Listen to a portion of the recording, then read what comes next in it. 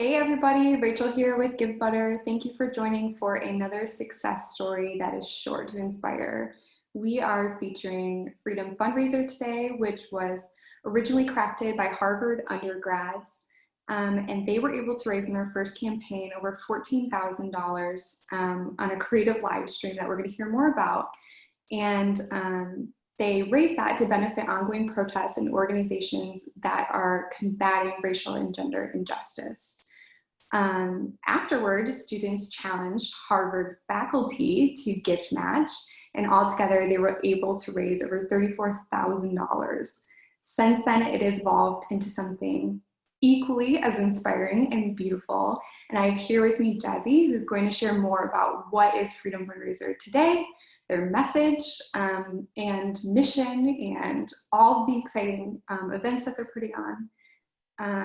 She's also going to share what made them turn to Givebutter for their fundraising efforts, tips, tricks, lessons learned. So if you are a fundraiser and you're watching this and you are looking for inspiration, you are going to find it and be able to put it right to good use, especially if you're a student. So Jasi, thank you so much for representing and joining us today. Yeah, thank you for having me. I guess I'll just start by talking about Freedom Fundraiser a little bit. So the Freedom Fundraiser Collective is our now official name, and we are sort of honestly figuring things out as we go, but we have kind of determined that what our mission is to sort of bring together artists and activists to sort of use art making as a tool that empowers people to make change. And I think a large part of our mission is invested in fundraising. So we're not really interested in creating art as much as we are in using art to raise money for important causes that we believe in, causes that are invested in Black and queer liberation, and causes that are just ultimately working hard on the ground to invest in and save and support communities across America. So in that sense, that's kind of where we started off and where we're growing to.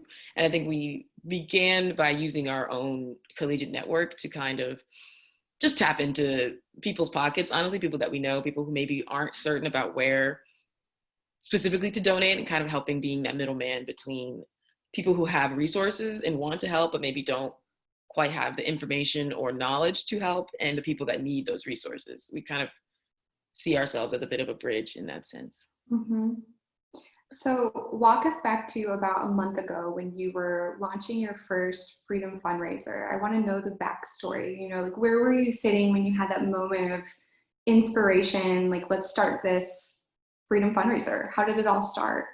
Yeah, well, truthfully, two other members of our team, Freddie Chanel and Sabrina Wu, were having a conversation, and they kind of came to this conclusion of wanting to host just a variety show online. It's something they had experience with as stand-up comics that they've done in the Zoom era. We've all been doing new things that they had done this a little bit before. And they reached out to an arts group that a lot of our now members are a part of, and just asked for if anyone was interested in helping organize a show around raising money for Black Lives Matter. So this was the day after, I think, Trump's tweet about shooting and looting, and everyone was feeling just stressed and concerned. And I personally remember thinking, I just don't really know what to do anymore as someone who is basically quarantining at home, and didn't really know what my role could be in sort of supporting movements like this. I was very interested in putting on a show. I thought it would be helpful. And we decided to do kind of a blitz show moment, and we put it together in 24 hours, texted a bunch of people we knew to perform, pub endlessly on Facebook and Instagram and Twitter, and ended up having a really good turnout. We had around 300 people in our Zoom. We actually capped out our Zoom capacity, and then we had about 175 people watching on Facebook Live. So it was a nice, large community effort, and we were able to raise $10,000 during the call, and over the course of the rest of the night and the following days, we made an additional $4,000. But yeah, that was kind of how that initially started. It was just a very cool moment of collaboration and being able to use our skills as artists. I think most of our team is comprised of art makers, whether they're writers or actors or singers. Myself am a filmmaker. Being able to use that talent for good, I think was a huge part of why we were able to be so successful. Mm-hmm. It's just so inspiring to me that you were all able to come together and do that so quickly. And it just sounds like it was a really beautiful first night, you know, of many that were to come. Probably little did you know that 24 hours before. So why don't you tell our community some of the organizations that you were supporting in that first fundraiser?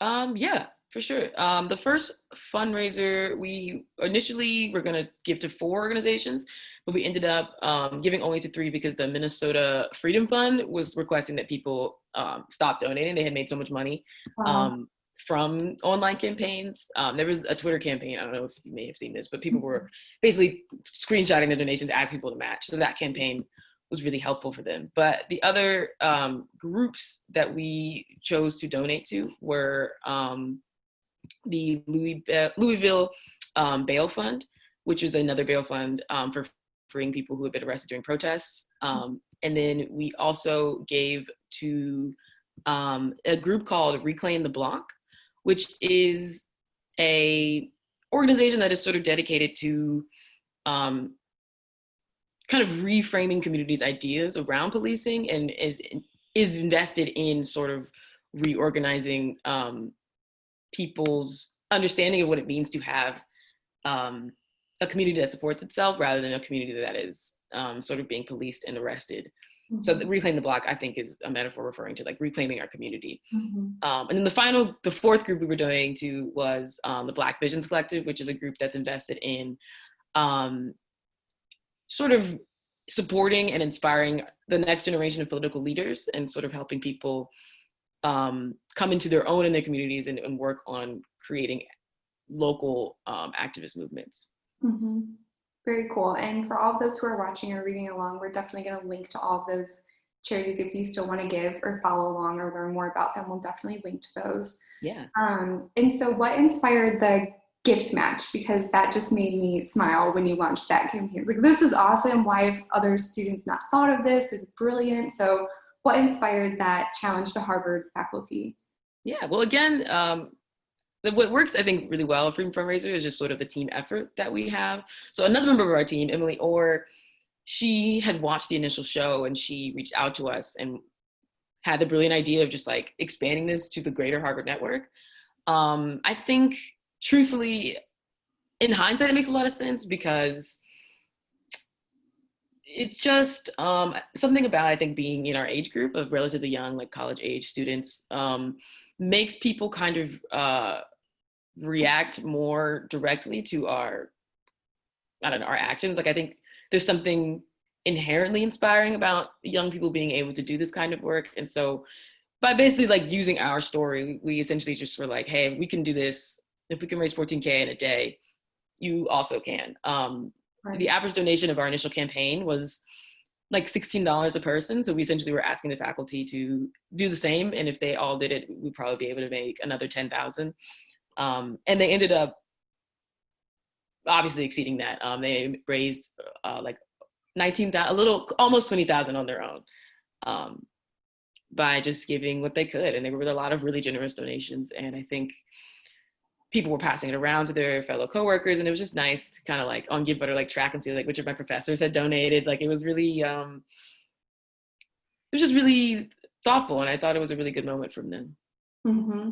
Yeah, so I just pulled up your campaign for everybody to get a visual of what it looks like when you invited the faculty to participate. And when I was looking, I noticed on your donor scroll the messages that were left by some of the faculty. You could tell that people were really engaged and moved by the students and wanted to follow suit, which is really beautiful. So for those that are following along, again, you can click and read all these messages and feel really hopeful and inspired by what's going on, linked to all these different charities as well. So speaking of your Givebutter page, what made your team turn to Givebutter specifically? truthfully, we were just unsure of like the most legal way to raise money. We like I said, the first show was done in 24 hours, and we were sort of scrambling about like how long it would take to set up certain types of accounts, or like did we need to hire someone? Like we were pretty stressed. And then someone mentioned Givebutter as a platform that they had used before. So we thought that because they knew how to set it up, we would kind of just leave it into their hands. Carissa Chen is her name, and yeah, it worked out great. I think something that I personally like about Givebutter is that it's very easy to understand. Like it's pretty straightforward that you can just click the donate button as compared to like GoFundMe's and other sort of websites. I found just there to be like a slightly overwhelming amount of information, whereas this felt very just simple and straightforward. And I also like that you have the option to use a lot of different payment methods on Givebutter, so it felt like a way to sort of be the most kind of catch-all for anyone who wanted to donate and give.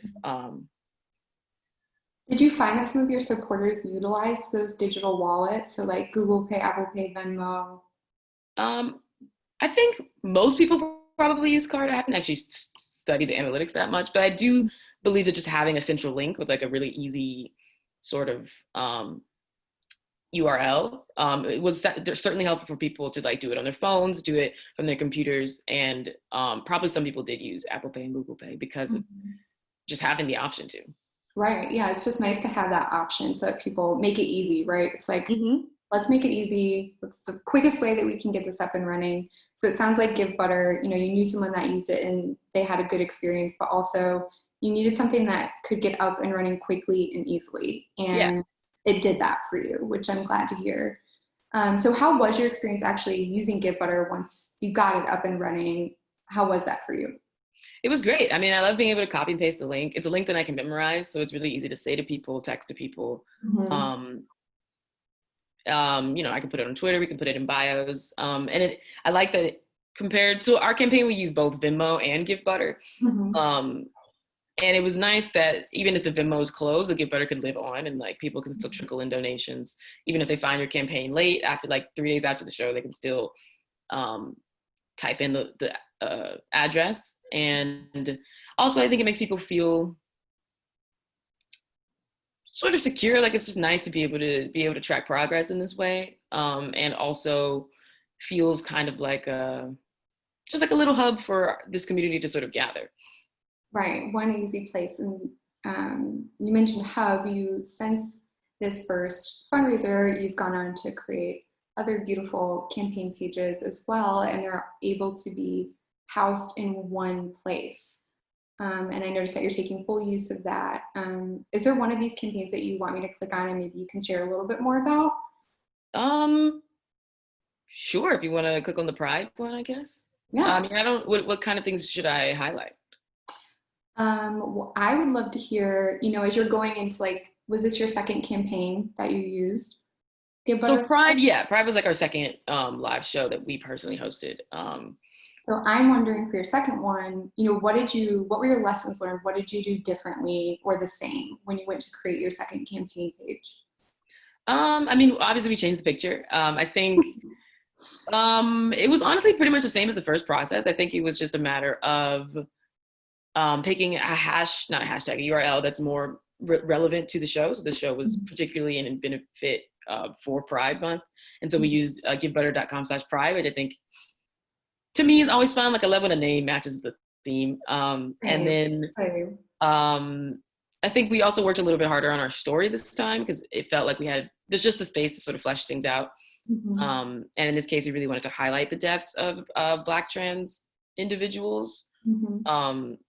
And I think that makes people just remember what the point of all of this is ultimately. One thing about Freedom Fundraiser that I think is important is that we always are emphasizing like everything that we're doing and everything we're creating is ultimately in service of real causes and real orgs that are supporting real people. And it's not just like a cute thing that college kids are up to. So I think it's nice to be able to have the story space to kind of emphasize that for people.